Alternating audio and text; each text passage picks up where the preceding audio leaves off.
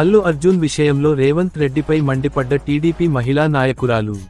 అల్లు అర్జున్ విషయంలో మీ ప్రభుత్వ చొరవ భేష్, కానీ తెలంగాణలోని ప్రభుత్వ హాస్టల్స్లో ఫుడ్ పాయిజన్ వల్ల చనిపోయిన పిల్లల చావులకి బాధ్యులు ఎవరు?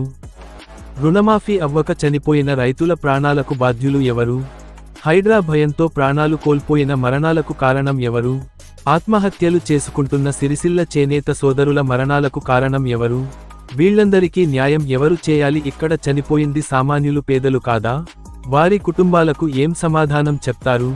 అసెంబ్లీలో అల్లు అర్జున్ మీద చర్చలు పెట్టడానికి సమయం ఉంటుంది, కానీ రైతుల సమస్యల మీద, విద్యార్థుల సమస్యల మీద, నేతన్నల సమస్య మీద ధర్నాలు చేస్తున్న సమగ్ర శిశు ఉద్యోగుల మీద చర్చించడానికి సమయం లేదా?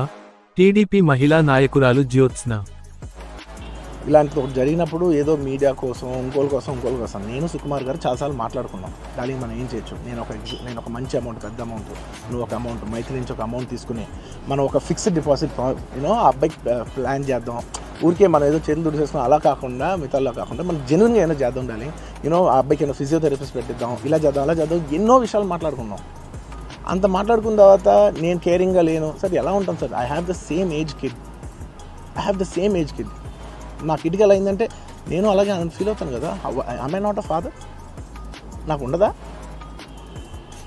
ఇన్ని క్యారెక్టర్ ఇంత అసాసినేట్ చేసినప్పుడు ఇట్స్ పబ్లిక్లీ హ్యూమిలియేటింగ్.